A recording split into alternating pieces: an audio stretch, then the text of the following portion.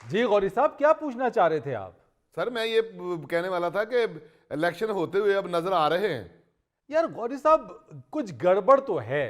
यानी कि वो तो मैं भी देख रहा हूं कि मामला जो है वो इलेक्शंस की तरफ बढ़ रहे हैं, लेकिन मैं इस चीज पर भी हैरान हूं कि सेनेट में एक के बाद दूसरी करारदाद जमा हो गई। अच्छा। यानी गुज़िश्ता रोज सेनेट में एक आज़ाद सेनेटर हिदायतुल्लाह साहब की जानिब से करारदाद पेश की गई कि जी। इंतखाबात को 3 माह के लिए मुलतवी किया जाए। इससे पहले भी 5 जनवरी को करारदाद पेश हुई थी इंतखाबात के अल्तवा के हवाले से, और वो मंजूर भी हो गई थी। हाँ जी। तो गौरी साहब, मैं तो खुद भी इस वक्त तक अनक्लियर हूं कि इंतखाबात हो रहे हैं या नहीं हो रहे। आपको कैसे नजर आ रहे हैं? फरीद साहब सारी पार्टियों ने टिकटें तकसीम कर दी हैं, हिलजुल होनी शुरू हो गई है। और भाई मेरे टिकटें तो तकसीम हुई हैं, मगर खिचड़ी सी कोई पक रही है बीच में। ये कहाँ खिचड़ी पक रही है जी? ओ भाई, ये देसी घ्यो की खिचड़ी नहीं, टिकटों की तकसीम की खिचड़ी पक रही है। हाँ। ओहो, ये तो मेरे लिए बेकार है खिचड़ी।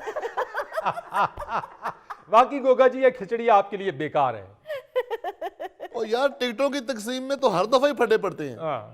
हाँ गौरी साहब, लेकिन इस बार बड़ी जोड़ों में फड्डे पड़े हुए हैं। आप बिल्कुल ठीक कह रहे हैं। अस्सलाम वालेकुम। चाचा जी। वालेकुम सलाम, क्या हाल है जी? ठीक ठाक हैं? अल्लाह का शुक्र, आप सुनाएं सर। चौधरी साहब ਤੁਹਾਡੇ परले पासे धुंध पैंदी। तू मेरा परला पासा अफ्रीका से मिलता है? जाहिर है अगर अगले पासे धुंध पैंदी है तो पिछले पासे भी पै रही होनी। या मेरा मकान को बॉर्डर के ऊपर तो नहीं है? आप ये जो बात कर रहे हैं ना, आप बिल्कुल ठीक कह रहे हैं। जी। बड़ी अजीब सी खिचड़ी पक रही है और बड़ी जोड़ों में पक रही है। ओह। जी। क्या मुखबरी लाए हैं आज आप इस हवाले से?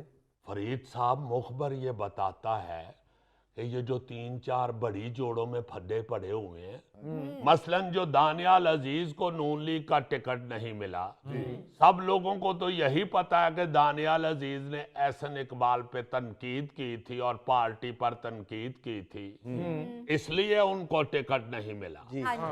मगर मुखबर ये बताता है कि अंदर की बात कुछ और है। अच्छा।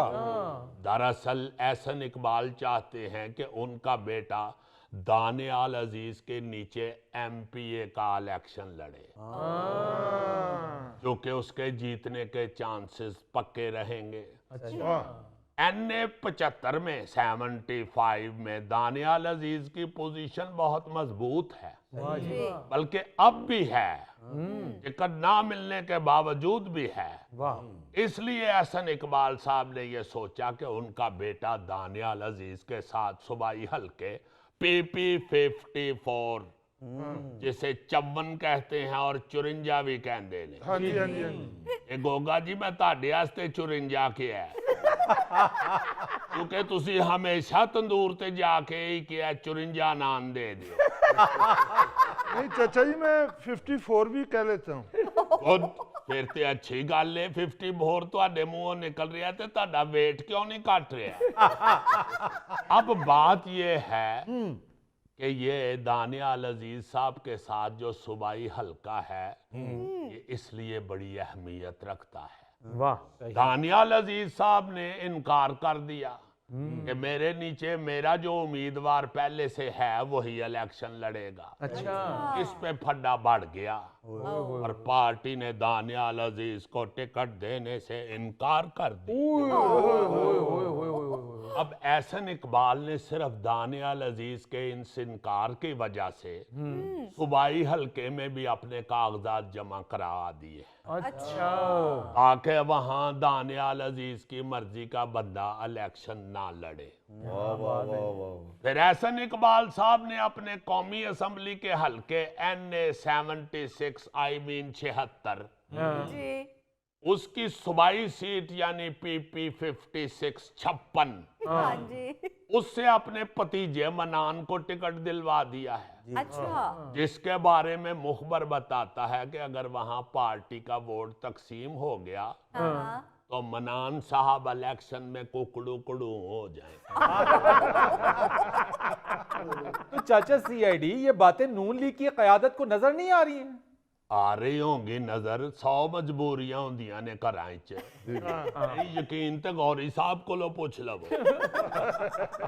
अब आपको एक और बात बताता चलूं। अच्छा, एहसन इकबाल ने अपने एक और करीबी अजीज बलाल अकबर को PP 57 से टिकट दिलवाई है।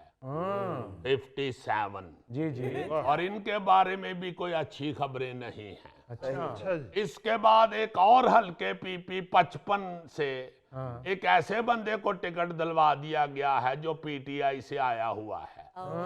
इस बंदे का नाम है अकमल सरगाला। जबकि दानियाल के नीचे जो बंदा है अवैस कासम, उसको सिर्फ टिकट इसलिए नहीं दी गई कि ये PTI में चला गया था। भाई जो आपने PP 55 में बंदे को टिकट दिलवाई है अकमल सरगाला, वो भी तो PTI से ही आया हुआ है। भुट्टो लख नेरी चले बारिश पवे तू इथे ही लगे जी। अब ये जो अवैस कासम है ये भी PP 54 से आजाद उम्मीदवार के तौर पे इलेक्शन लड़ेंगे। अच्छा। और मुखबर ये कहता है कि ये दानियाल ग्रुप की पोजीशन उधर काफी ठीक है। अच्छा, एक और तगड़ी जोड़ जरा सुन ले। वो सुनाइए। लाला मूसा से एक भाई साहब हैं चौधरी जाफर इकबाल जी। वो भी नून लीग के बड़े मजबूत उम्मीदवार रहे हैं। बहुत मजबूत, बल्कि वफाकी वजीर भी रहे हैं, वो वजीर मुमलिकत भी रहे हैं। उनको भी टिकट नहीं दी गई। अब मुखबर ये बताता है कि ये जाफर इकबाल साहब की जगह जिन सिद्धू साहब को टिकट दी गई है वो एक इंतहाई जिम्मेदार डिपार्टमेंट के सरबराह के भाई हैं। अच्छा।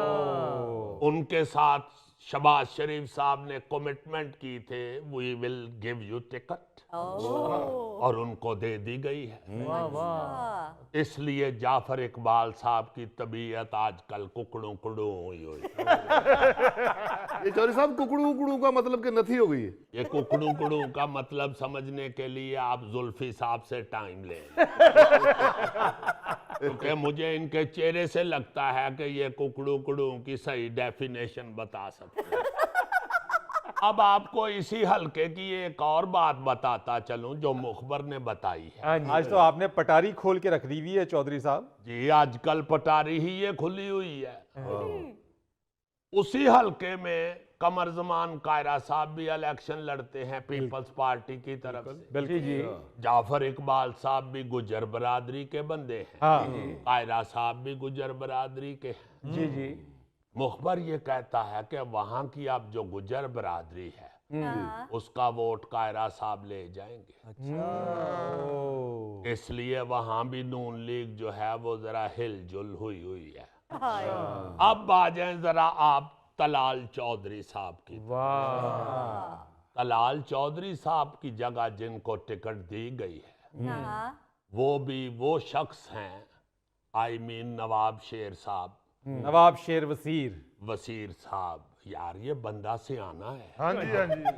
ये वही शख्स हैं जिन्होंने असेंबली में PTI के होने के बावजूद वोट नून लीग वालों को दिया था। और ये वही हैं जिनके लिए राजा रियाज साहब तगोदौबी कर रहे थे। हाँ जी। अब राजा रियाज साहब जो हैं उन्होंने इनका नाम दौरी डंडे में डाला हुआ था और तड़ातड़ कोटा लगा। अब आप लोग ये जानते हैं कि ये नवाब शेर वसीर साहब पहले पीपल्स पार्टी में होते थे। जी हाँ। फिर ये PTI में छलांग लगा गए। उसके बाद अब ये नून लीग में गड़प्पा ला के आ गए। हालात ये बताते हैं कि जो ज्यादा पार्टियां बदलता है वो ज्यादा फायदे में रहता है। गोतलाल चौधरी साहब को कोई और अहम जिम्मेदारी देने का वादा कर लिया गया है। अच्छा। मगर क्या मगर? कुकड़ों कुड़ों। नाज़रीन, यहाँ पर वक्त हुआ एक ब्रेक का, हमारे साथ रहिए। बहुत ही खूबसूरत आदमी थे और बड़े ही बाकमाल फनकार थे।